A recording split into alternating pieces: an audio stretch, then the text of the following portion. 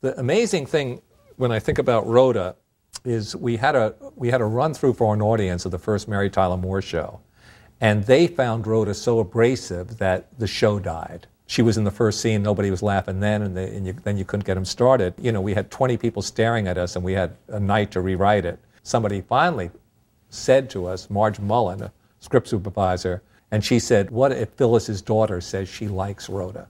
What if the little kid says, I like Rhoda, she's fun? So that you give permission for the whole audience. And I swear to God, I think that one line changed the fate of 2 shows. A scene that didn't get laughs the night before now got big laughs, and they were just with that character throughout the whole show, and the whole dynamic and chemistry changed.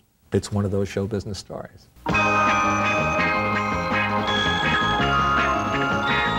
Rhoda was born from a very good friend of my sister's who I knew in New York, who actually was so resourceful that she found me a rent control apartment in New York, which is impossible. I remember a time when we used to read the obituaries to look for vacancies. Now, somebody coughs, you follow them around. We wanted to have a character in Mary's show that could be in a certain amount of natural conflict with Mary without it being mean. So we thought a New York type in Minneapolis. Where it's cold, and I figured I'd keep it. And then when Valerie Harper came in with all that she brings to the game, it just clicked. I don't think we were thinking spin-off that is quite as early as it happened. I just bought myself another week in New York.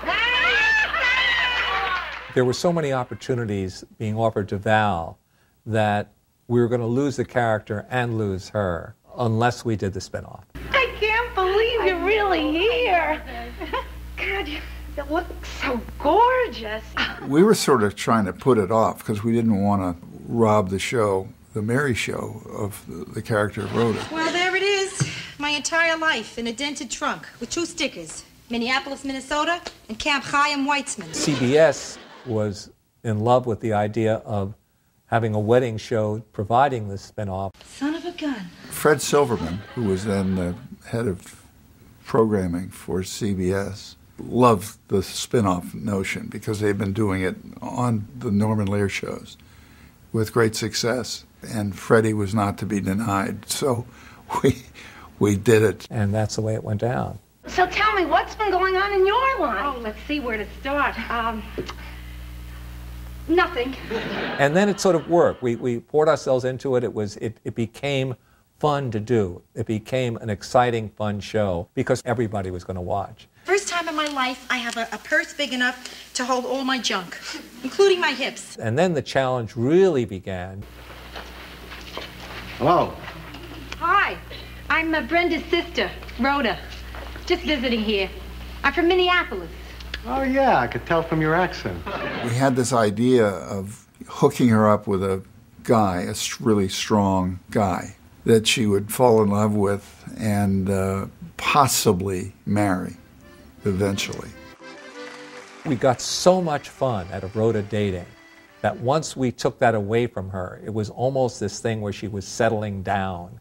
And the one thing you didn't want to see this character do was settle down. Mrs. Gerard, I bet it feels funny hearing that for the first time. What first time? Ma kept introducing me like that all last night. We weren't sure that we wanted to get her married. A lot of people were telling us, don't do that. You'll lose a lot of what is great about Rhoda, her independence and all of that. I had to run all the way to Minneapolis before I finally started to grow. Really, I mean, I was 23 years old before I bought a pair of shoes without Ma feeling the toes first. Maybe we should have dragged it out a little longer, because it turned out the people who were telling us don't do it, they were really right.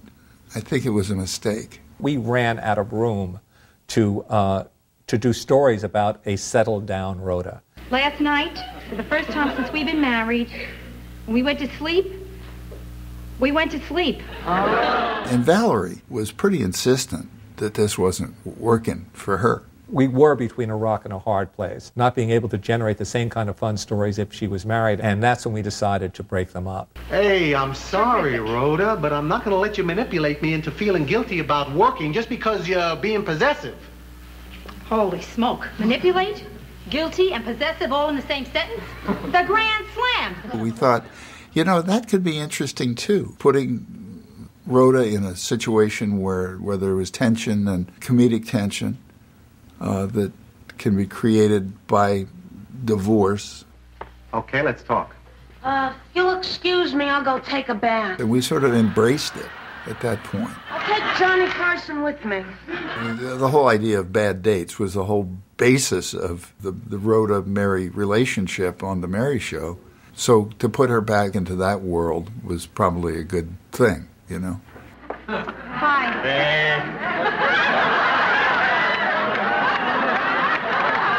I always like to get that out of the way first. I got something I'd like to get out of the way, too.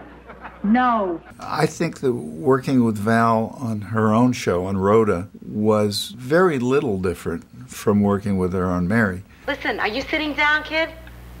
Yeah, should I be? Nah, not for this. Because if you're sitting down, you won't be able to jump. Val was from Story Theater, which was a whole different acting discipline, a troupe of very funny actors who had hit shows on Broadway. Very disciplined, very much about ensemble.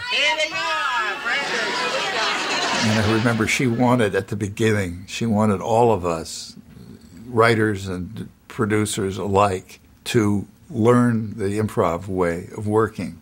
And we didn't take to that very well. We tried it for a few weeks and finally said, Val, it's okay if you have the actors do it, not us two, please.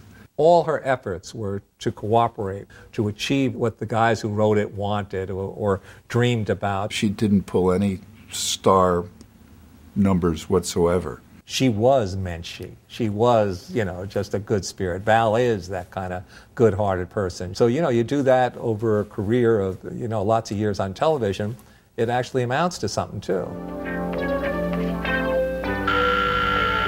David Davis, who was our co-producer, found this actress named Julie Kavner in a play in Little Theater on Melrose Avenue in Los Angeles, and said, you've just got to see her. She's amazing. And she came in and just knocked us for a loop. Everything she said was funny, and she had that voice. Oh, hiya, Carlton, old buddy. Hey, have you been drinking? What makes you think that? Because the first time I can understand what you're saying. It's frightening how often this happens, because it's not supposed to, but every once in a while, if one specific actor didn't come along, the character would not have worked with anybody else. And I think that's true of Brenda and Julie Kavner. What's going on with your life? Oh, the same things. Mother problem, weight problem, date problem. That's terrific. You don't have a job problem. Hey, that's right. As lovable in that supporting role as Val was in hers on The Mary Show. And the best thing about being a bank teller is that your legs don't show. Brenda, was really Rhoda 8 years younger with all the same insecurities that Rhoda had had. Why do I get this feeling I'm looking in an old mirror? Take it from one who went through it and survived. Things are going to get better. Yeah? Oh, I promise. Rhoda!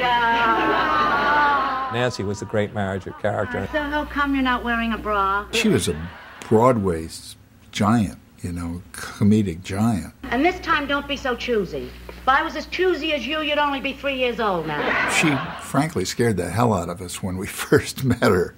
She was gruff and tough, and she's as sweet as she can be, but we didn't know that at first. Joe, let me ask you, what went wrong with your first marriage? She was wonderful to write for.